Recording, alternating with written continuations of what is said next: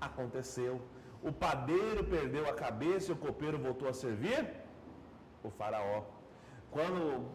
Porém, quando o copeiro estava saindo da prisão, José falou: olha, copeiro, quando você estiver com o faraó, não se esqueça. Por que não se esqueça de mim? Porque a única forma de ele sair da prisão é se o faraó o libertasse. Mas passou o tempo e o copeiro esqueceu. Até que um dia o faraó teve 2 sonhos. E ele sonhou que numa plantação havia 7 espigas de milho, bonitas e gordas. E apareciam 7 espigas magras e feias e comiam as 7 espigas gordas, né, e bonitas. O faraó se levantou perturbado com aquele sonho, né? E aí daqui a pouco ele volta a dormir novamente. Ele tem aí um segundo sonho, onde haviam 7 vagas ao lado do Nilo. E saem 7 vagas magras dentro do Nilo e comem aquelas 7 vacas gordas. Novamente o faraó se levanta perturbado por aquele sonho. E ele comanda chamar todos os sábios do reino para que revelasse o sonho dele. Mas alguém conseguiu revelar? Não. Ninguém. Até que o copeiro se lembrou de José. Faraó, lá na prisão eu conheci um homem e tudo aquilo que ele me falou aconteceu. O faraó manda chamar José. Quando José fala, José revela o sonho do faraó. José fala: faraó, os 2 sonhos significam a mesma coisa. Haverá um período de 7 anos de grande fartura sobre a terra do Egito. Depois disso virá um período de 7 anos de fome. José pergunta: o que eu tenho que fazer, faraó? José. José fala: construa grandes celeiros e abasteça ao máximo que você puder nos 7 primeiros anos. Quando vier o período de fome, você vai ter o que comer para você e também para as outras. Aquilo saciou o coração do faraó, a ponto que ele nomeia José como primeiro-ministro da terra do... Como José falou, aconteceu. 7 anos de fartura, depois veio o período de 7 anos de fome. Quando veio o período de fome, exatamente nesse momento, quando Jacó, juntamente com seus 12 filhos e 70 parentes, saem da terra de Canaã e entram na terra do... Período esse conhecido como período de preparação para entrar no... Que durou quanto tempo? 40 anos. Veja lá, pessoal. Ele estabeleceu o fundamento número 12, 4, 21, Ele estabeleceu o fundamento de fé e fundamento de... Por que o Messias não nasceu aqui? Por que Jesus não nasceu aqui, pessoal? Porque o fundamento estabelecido por Jacó, Abraão e Isaac era um fundamento em nível do quê? Em nível de família. E o fundamento de Satanás já estava em nível do quê? Em nível de nação. E por isso Deus não mudou o Messias neste momento. Mas o fundamento de Jacó, ele vai servir como modelo para todas as outras pessoas que vêm subsequentemente. Lembra que eu falei que o curso de Jacó é um curso modelo que Moisés segue, que Jesus segue? Vamos ver. O que aconteceu aqui, pessoal? Depois que eles entraram na terra do Egito, o que aconteceu? Olha aqui, ó. 400 anos de escravidão na terra do Egito. Depois de 400 anos de escravidão, sofrendo, quem aparece aqui, ó? Moisés, o libertador. Quer que eu conte a história de Moisés? Melhor não, né? Nós vai se perder aqui.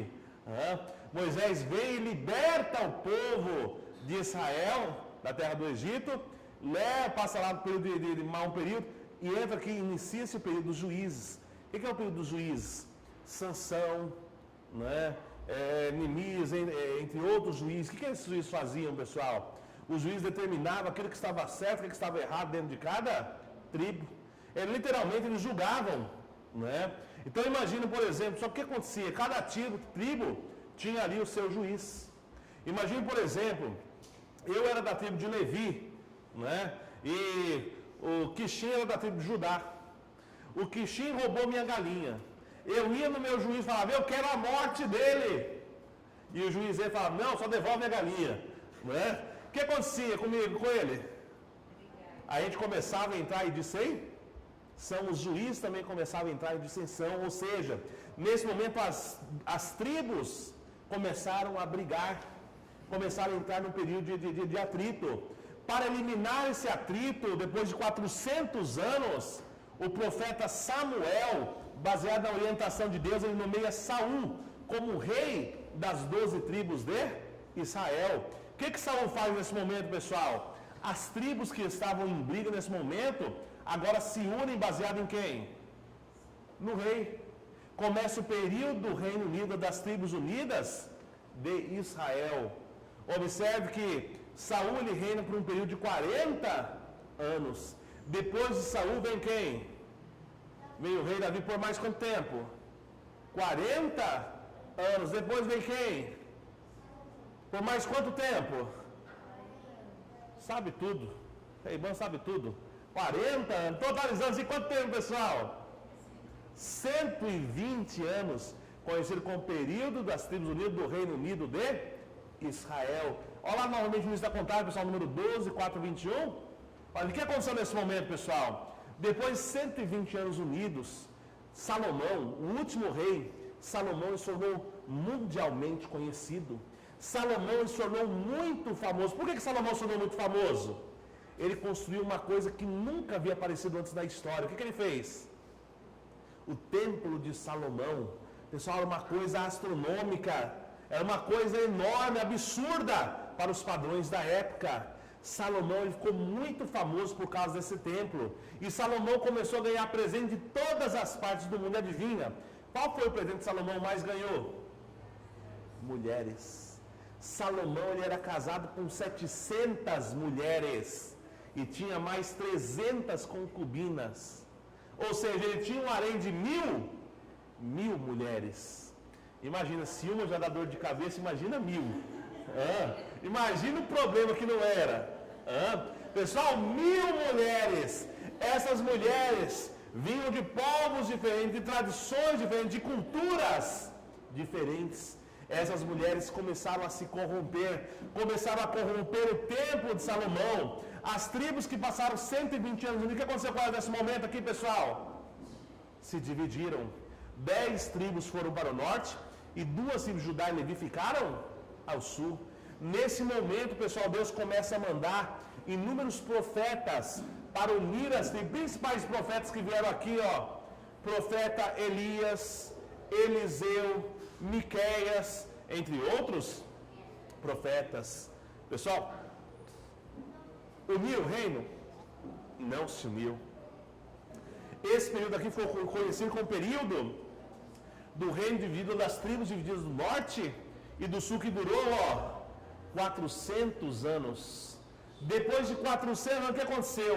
O rei da Síria invadiu as 10 tribos do norte. Pessoal, nesse momento, todas as 10 tribos foram dizimadas, todos foram mortos. As 10 tribos do norte acabaram. Ficou só a tribo de Judá e Levi, que neste mesmo momento, o rei Nabucodonosor da Babilônia invade as tribos de Judá e Levi, que estavam ao sul. Nabucodonosor destrói o templo de Salomão, a cidade de Jerusalém, os muros da cidade, tudo é destruído. O povo é levado cativo, preso como escravo, aqui para a Babilônia, onde lá na Babilônia ele passa um período de 70 anos cativo como escravo. Depois de 70 anos cativo, o rei Ciro da Pérsia, ele invade a Babilônia, saqueia a cidade e progressivamente ele começa a libertar os escravos. Escravos esses que eles retornam para Jerusalém e começam a reconstruir a cidade. Jerusalém começa a reconstruir o templo de Salomão. Pessoal, até que o último grupo de escravos fosse libertado pelo rei Artaxerxes, levou mais 2 ciclos de 70 anos, totalizando assim, 210 anos, conhecido como período do cativeiro da Babilônia. O que aconteceu aqui, pessoal? Aparece o profeta Malaquias nesse momento, dentro desse contexto. O que Malaquias faz? Malaquias ele é um profeta que reacende a expectativa do povo acerca do aparecimento do Messias. Como que Malaquias faz isso? Ele dá um sinal. Lembra que eu falei? Malaquias 4, versículos 5 a 6. Eis que eu vos envio o profeta Elias, antes que venha o grande e temível dia do... Pessoal, quando ele dá esse sinal, o povo que já estava esperando desde Abraão o aparecimento do Messias, como é que estava a expectativa do povo nessa época? Estava fraca, não tinha mais esperança. Nesse momento, Malaquias faz o que com a esperança do povo? Ele eleva, no momento que ele dá o sinal. A partir de Malaquias iniciou-se uma última contagem, que durou 400 anos, para que depois de 400 anos, quem aparecesse na terra? Jesus. Pessoal, mas o que aconteceu aqui com Jesus? Mataram? Ou seja, fracassou o curso dele? Por fracassar o curso de Jesus, Deus inicia uma nova história. Olha o que aconteceu aqui. Depois da crucificação de Jesus, iniciou um período de perseguição ao cristianismo pelo Império Romano. Já ouviram falar de um rei chamado Nero? Nero, ele criou o Coliseu. O que ele fazia lá no Coliseu, pessoal? Nero, ele pegava lá o cristão, ele pegava um tacho de óleo quente, de óleo borbulhando, ele pegava esse óleo borbulhando e fazia o quê, ó? Jogava o cristão lá dentro para fritar, no meio do Coliseu. E todo o povo ficava, que legal, que maravilha! Ele deixava o leão lá uma semana, um mês sem comer nada. Aí ele soltava o leão no meio do Coliseu e adivinha o que ele soltava? Um cristão lá no meio. O que o leão fazia? Devorava o cristão. Foi um período de perseguição. Você não podia ser cristão. Se você falasse qualquer coisa, você seria morto. Esse período, pessoal, a perseguição permaneceu até o ano 352 depois de Cristo, quando o imperador Constantino mandou parar a perseguição, né? No ano de 392, o imperador Deodósio I, então ele ratifica o cristianismo como a religião oficial de Roma. Então esse período aqui, ó, pessoal, de perseguição do Império Romano, foi um período que durou quanto tempo? 400 anos de perseguição. Depois de 400 anos de perseguição, quem aparece aqui, ó, pessoal? Santo Agostinho. Já ouviram falar de Santo Agostinho? O que Santo Agostinho fez? Ele veio com o ideal da cidade de Deus. O que é esse ideal da cidade de Deus? Santo Agostinho foi aquela pessoa que começou a falar, olha, cristão, agora você pode manifestar a sua fé. Porque até este momento, o cristão aparecia aqui nesse momento, se aparecesse, morria. Então Santo Agostinho veio exatamente nesse momento para libertar o cristianismo, para falar, olha, cristão, vamos começar a declarar a sua fé, você pode agora se manifestar. Nesse momento, pessoal, foi instituído os patriarcados. O que são os patriarcados? Eram 5 patriarcados de Jerusalém, de Roma, de Constantinopla, de Alexandria e Antioquia. Pessoal, o que os patriarcados faziam? Os patriarcados era aquilo foi onde foi realizada a compilação do Novo Testamento. Sabe o Novo Testamento que você tem na Bíblia hoje?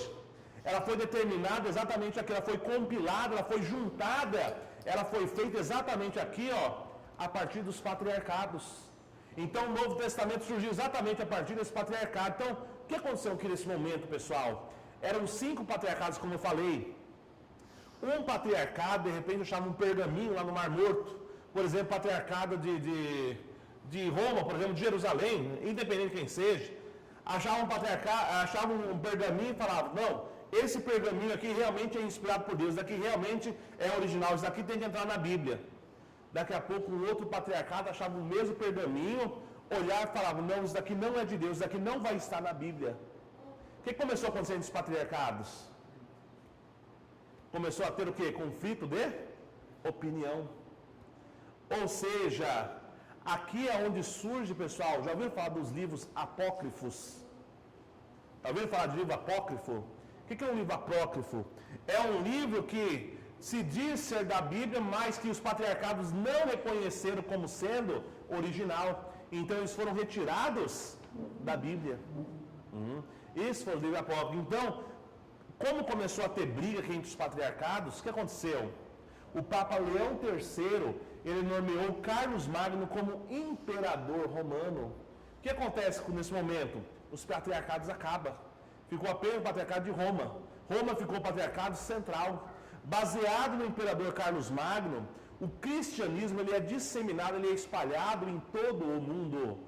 Depois de Carlos Magno assume o reinado do seu filho e posteriormente os seus 3 netos, por um período de 120 anos, conhecido como período do Reino Cristão Unido. Olha lá novamente Luz da Contagem número 12, 4, 21 e 40.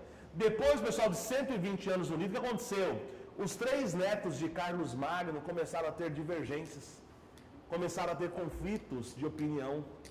O reino que passou 120 anos unido, nesse momento o que aconteceu com o reino? Se dividiu. 2 netos foram para o Franco do Leste Itália, e o outro neto foi para o Franco do Oeste. Pessoal, Deus começa a mandar inúmeros santos para unir aqui o reino. Santos que vieram aqui nesse período: São Francisco de Assis, Joana d'Arc, Domingos de Sá, entre outras pessoas. Uniu? Não se uniu. Esse período ficou conhecido como o período do reino do leste e oeste, que durou 400 anos. Depois de o que aconteceu, pessoal? Isso aqui foi um momento muito difícil para a igreja. Por que foi um momento difícil para a igreja? Pessoal, a igreja começou a construção da Basílica de São Pedro. Para construir uma basílica em ouro, você precisa ter muito o quê? A igreja não tinha esse dinheiro. O que ela faz? Ela começa a vender as indulgências. Começa a vender, por exemplo, perdão para conseguir dinheiro. Começa a criar uma série de taxas para poder conseguir dinheiro. Começaram a vender, lotearam todo o céu, vendia-se lote no céu. Você podia comprar um lote do lado do castelo de Deus. Você podia comprar pedaço da cruz de Jesus. Você podia comprar até mesmo leite materno da Virgem Maria, era vendido como indulgência. O que aconteceu com a autoridade da igreja? Caiu. É exatamente nesse momento quando o rei Felipe da França, ele vai até o Vaticano, pega o Papa e leva o Papa preso, cativo. O que aconteceu, pessoal? O que significa dizer que a autoridade papal passou a ser cativa na coroa francesa? Significa dizer que qualquer coisa que o Papa vai falar, ele primeiro precisa pedir autorização para quem? Para o rei. Se o rei da França permitir, ele pode falar. E se o rei não permitir? Ele tem que ficar de bico fechado, de boca calada. Durante 70 anos, a autoridade papal ficou cativa aqui a coroa francesa. Depois de 70 anos, através do tratado do Papa Clemente V, a autoridade papal é transladada novamente para o Vaticano. Mas quando o Papa chega no Vaticano, adivinha o que acontece na França? Elege-se um novo? Papa ficou quantos papas ao mesmo tempo? Pessoal, pode ter 2 papas ao mesmo tempo? Não pode. O que faz nesse momento, pessoal? É realizado um concílio na igreja e resolvem destituir os 2 papas. Elege-se um terceiro papa. Só que os 2 papas que foram destituídos não aceitaram sair. O que aconteceu? O que estava ruim ficou pior. Agora tem quantos papas ao mesmo tempo?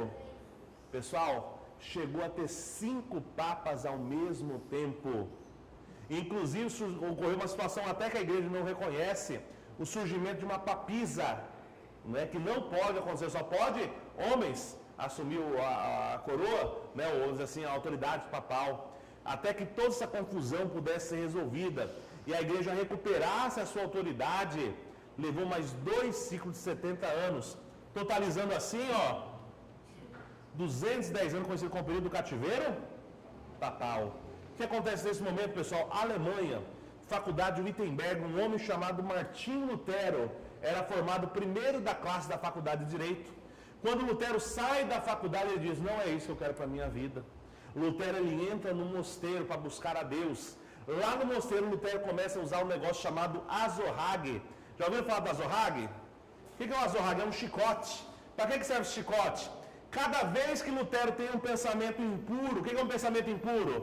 Pensou em fornicação, pensou em mulher, o que ele faz? Ele pega o chicote, plá, autoflagelo, ele começa a se flagelar. Pessoal, 2 problemas com Lutero. Quais são os problemas? Primeiro, Lutero era uma pessoa extremamente radical. Qualquer coisa que ele fazia, ele levava muito ao pé da lei. Segundo ponto, Lutero tinha uma cabeça extremamente suja. Ele passava o dia todo pensando em coisa errada. Ele passava o dia todo com o chicote lá, plá, plá, se batendo. O superior de Lutero vê aquela situação e fala: Lutero, você vai acabar se matando. Você precisa colocar alguma coisa, tem que tirar esses pensamentos feios da tua cabeça. O que ele faz? Ele manda Lutero para Avignon, na França. Por que Avignon, na França? Para aprender o latim. Por que aprender o latim? Pessoal, como é que era feita a missa por volta do ano de 1500? Era feita como? Era feita em latim. E se eu estivesse no Brasil? Latim. Se eu estivesse na China? Lá a missa só era permissível ser feita se fosse em... Como é que o padre ficava? De costa para o público fazendo a missa em... Então o padre estava lá, ó. Andemites nobis nobe. E o povo? Amém. Se o padre faz assim, ó. Aqui tem um monte de bobo. O povo? Amém. Pessoal, ninguém entendia nada. Ninguém entendia aquilo que o padre estava falando. Quando Lutero, porém, ele volta de avião na França, agora ele entende o... Quando ele vai para a missa, ele percebe que aquilo que o padre está falando, ó, não está escrito na Bíblia. Ele elabora 95 teses de tudo aquilo que a igreja estava fazendo de errado. Ele escreve aquelas teses e afixa na porta de cada igreja da Alemanha. Não é? Você viu o peso da palavra, né? A palavra ela faz barulho, faz. Ele afixa a palavra na porta de cada igreja da Alemanha. Pessoal, no dia seguinte, quando o pessoal vai para a missa, que eles começam a ler aquele negócio, que acontece? Pessoal, todo mundo fica como? Todo mundo fica escandalizado, de boca aberta. Aquilo começa a se espalhar por toda a Europa. Chegou nos ouvidos de quem? Do Papa. Quando o Papa vê aqui, o que ele fala? Ele manda chamar Lutero e fala: Lutero, você vai se retratar publicamente. Lutero fala o quê? Ó o dedinho, ó. O Papa manda matar Lutero. Lutero ele foge para a casa de um príncipe amigo dele na Alemanha, onde lá na casa desse príncipe ele faz a tradução da Bíblia do latim para o alemão, posteriormente para o inglês, português, até a Bíblia nós conhecemos nos dias de hoje. Pessoal, esse movimento instituído por Martinho Lutero no ano de 1517 ficou conhecido como movimento da Reforma Religiosa. Aqui é onde surge o protestantismo, mais recentemente conhecido como evangélico e mais recentemente como crente. Então o crente surge exatamente a partir do quê? A partir da Reforma Luterana. Pessoal, observe que a partir de Lutero aqui inicia-se um último período, uma última contagem na história, que deverá também durar quanto tempo? 400 anos, depois de 400 anos, o Senhor do segundo advento, o retorno de Cristo, aconteça na terra. Vocês entenderam a última informação que eu passei para vocês? A partir de Martinho Lutero, inicia-se aqui uma última contagem, para que depois desse período de 400 anos, o retorno de Cristo, o Senhor do segundo advento, apareça na terra. Pessoal, vamos fazer uma contagem comigo? Olha aqui, ó. 12, 4, 21, 40, 12, 4, 21, 40, 12, 4, 21, 40. Não apenas os períodos, os fatos também são iguais. Olha lá, 3 gerações: Abraão, Isaac, Jacó, Saul, Davi, Salomão, Carlos Magno, filhos 3. Olha lá os fatos: família unida, tribo unida, reino. O estabelecimento número 12, número 12, número 12.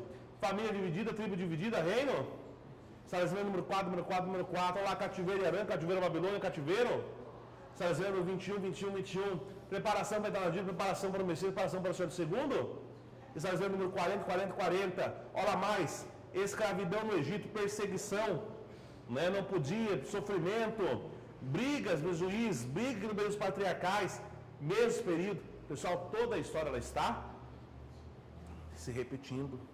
Será que isso daqui é obra do acaso? Ou será que tem alguém que está por trás que está conduzindo essa história? Quer ver mais repetição? Olha aqui, pessoal. Jacó entrou com quantos filhos na terra do Egito? Quantos parentes? 70. Jesus ele tinha quantos apóstolos? 12. Quantos discípulos? 70. Está vendo os paralelos? Está vendo as repetições? Toda a história ela está se repetindo. Isso é obra do acaso ou será que é Deus que está conduzindo essa história? Dá para combinar? Ó, pessoal, é o seguinte, eu vou deixar um papelzinho, daqui 2000 anos vocês têm que se unir, passar 120 anos unidos, depois vocês se dividem, passa 400 anos dividido, depois vocês ficam cativos como escravos 210 anos, depois se preparam. Tem como combinar isso, pessoal? Claramente é evidente o trabalho de Deus, é evidente a mão de Deus conduzindo a história para que ela ocorra desta forma. Pessoal, vamos fazer uma contagem comigo. Quanto que dá? 400 mais 400? 800 mais 120? 920 mais 400? 1320 mais 210? 1530 mais 400? Ao quadrado? Só até aqui. Era só brincadeirinha ao quadrado. Pessoal, vamos marcar esse número aqui, ó. 1930. Se você olhar a contagem de cima e a contagem de baixo, a somatória aqui embaixo vai dar quanto também, pessoal?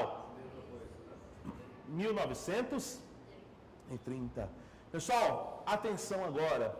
Se a partir de Malaquias iniciou-se uma última contagem para que depois disso o Messias aparecesse na terra, e a história está se repetindo, vai ser diferente aqui embaixo? Vai ser exatamente a mesma coisa? Ou seja, a partir de Martinho Lutero, a partir da Reforma Protestante, aqui também inicia-se uma última contagem, que também deverá durar quanto tempo? 400, para que depois disso o Senhor de segundo advento apareça na terra. Quanto que dá aqui, pessoal? 1517, quando ocorreu a Reforma Religiosa, mais 400, quanto que dá? 1900 e? Deixa eu apagar isso daqui, pessoal, que eu vou precisar usar esse pedacinho do quadro, que está me atrapalhando nesse momento. Quanto que dá a somatória mesmo? 1917. Pessoal, o que significa essas duas datas aqui, ó? O que significa essas duas datas? Pergunta, pessoal. Será que o Messias ele pode vir antes de 1917? Sim ou não? Por que não? Porque antes de 1917, Deus ainda não tem o fundamento número 12, 4, 21, é?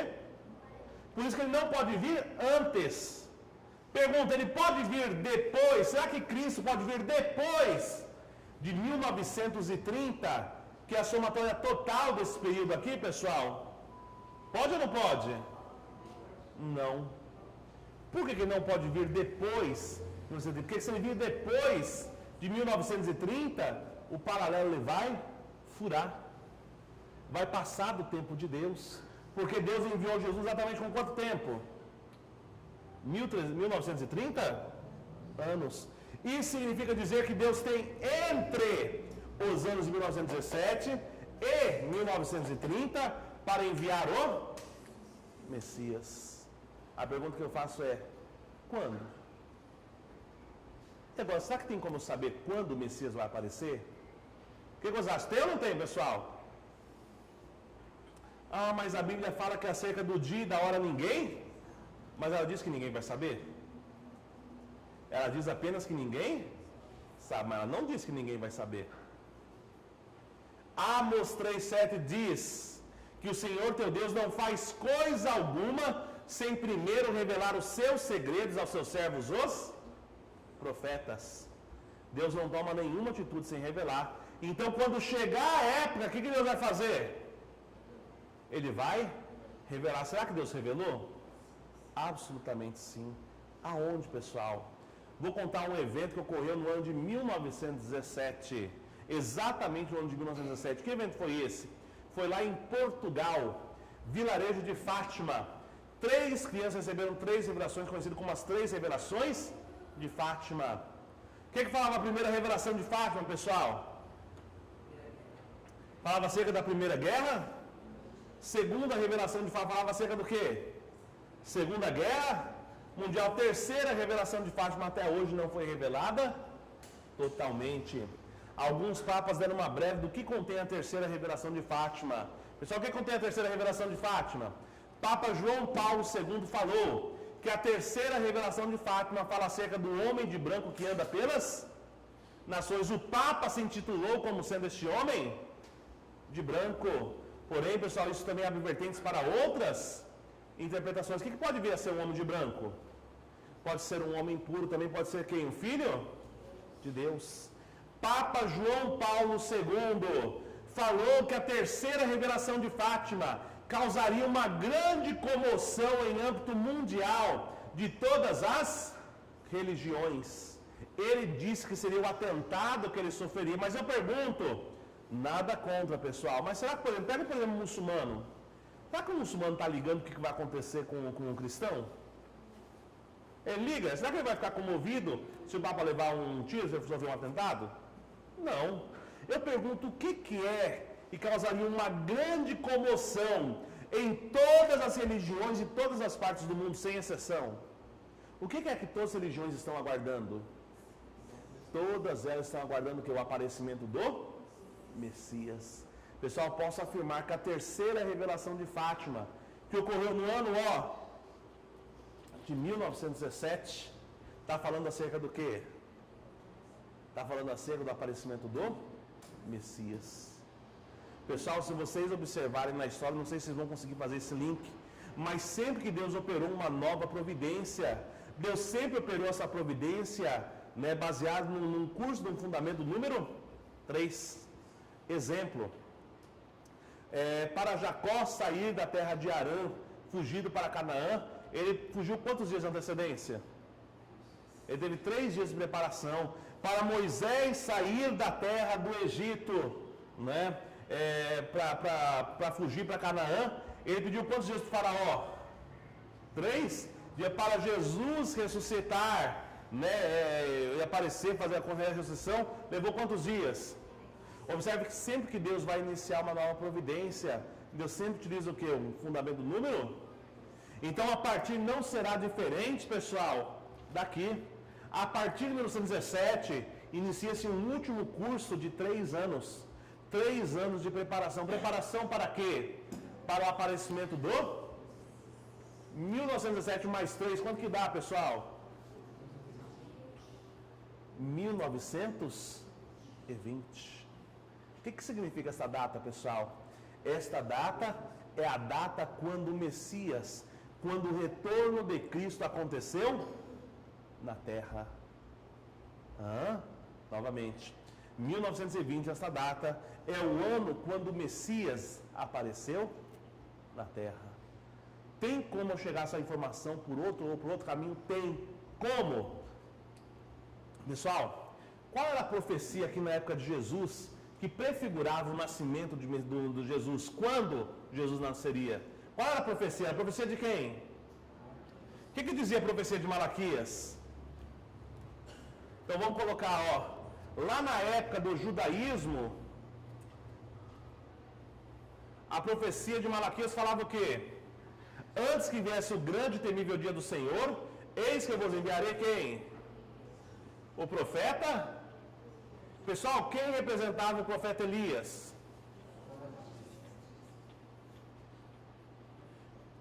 Pessoal, qual era a posição que João Batista ocupava dentro do judaísmo? Qual a posição que ele ocupava? Rabi, a posição de mestre. Observe que a profecia de Malaquias, que profetizava o aparecimento de quem? De Jesus, há 2000 anos. Antes que venha o grande e temível dia do Senhor, eis que eu vos enviarei o profeta Elias. Quem era o profeta Elias? Pessoal, quando que se deu o nascimento de João Batista? O nascimento de João Batista se deu exatamente quando? No mesmo ano que o nascimento de quem? Apenas 6 meses de diferença entre um e outro. Eu pergunto, cumpriu ou não cumpriu a profecia de Malaquias? Antes que venha o grande e temível dia do Senhor, primeiro Deus vai enviar o profeta. No mesmo ano que nasceu João Batista, nasceu quem? 6 meses. João Batista era 6 meses mais velho que quem? Que Jesus. Pessoal, se a história está se repetindo, vai ser diferente agora? Naturalmente que não.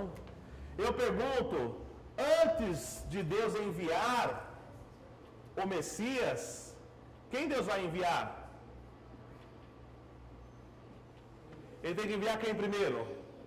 O profeta? Qual é a missão do profeta Elias? Preparar ao Senhor um povo bem disposto. Observe que A posição que João Batista ocupava dentro da sociedade judaica, qual que era? O que é Rabi, pessoal? A posição mais alta que uma pessoa pode chegar dentro do judaísmo. Porém, eu pergunto, Cristo vai vir hoje para o judaísmo? Ele vai vir para quem hoje, pessoal? Para o cristiano? Então, naturalmente, aquela pessoa que representa o profeta Elias, ela deverá também ter o quê? A posição mais alta dentro do quê? Qual é a posição mais alta dentro do cristianismo, pessoal? Ou seja, o Papa deverá estar na posição de quem? Do profeta Elias. Então, se eu descobrir qual Papa, eu posso também entender o quê? Descobrir o quê? Quando vai se dar o ano do nascimento de quem? Do Senhor do segundo advento. Porque se a história está se repetindo, o mesmo ano do nascimento do profeta Elias nos dias de hoje, será também o ano de quem?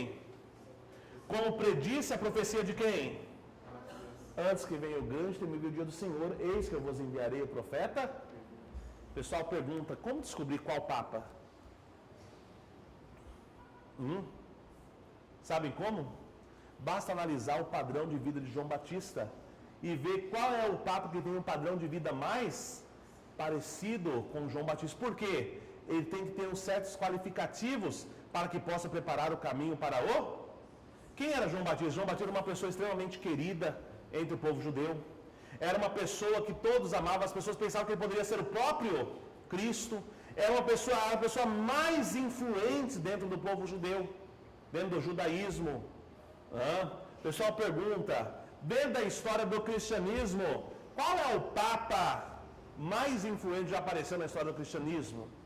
Aquele que foi o Papa mais amado, foi inclusive considerado, né, o Papa mais influente já apareceu, inclusive morreu recentemente.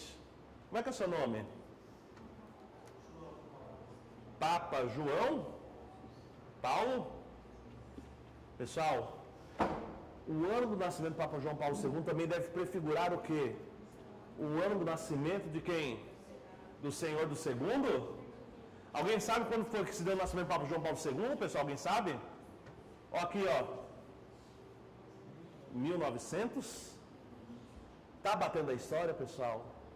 É a história quem tá mostrando. Ou seja, o Messias, ele nasceu na Terra no ano de que ano? Se ele nasceu em 1920, quantos anos ele tem que ter hoje? –